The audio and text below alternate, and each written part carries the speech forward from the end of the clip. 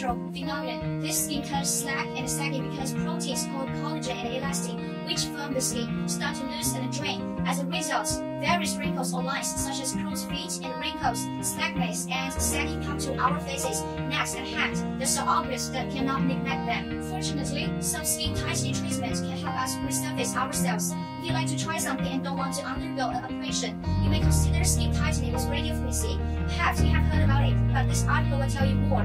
What is radiofrequency?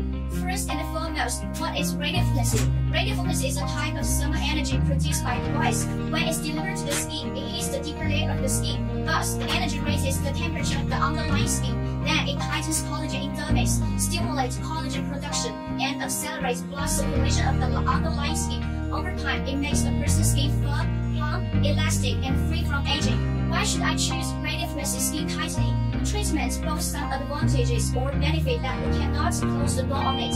First, it tightens and lifts skin, increases skin elasticity, and boosts the skin overall texture. Radiofrequency raises the temperature of the skin at the bottom, hence it forms collagen and promotes collagen regeneration, achieving the goal.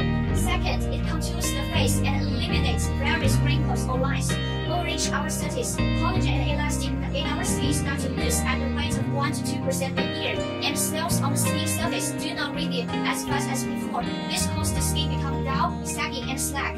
At this moment, radiofrequency comes to help. It restores contours so that we can own toned and rejuvenated skin with the decreased lines or wrinkles. Third, the procedure is non-invasive and non-surgical. It means it has no downtime and it can return to regular work and life right away. You can even visit a local clinic and take it during a lunch break.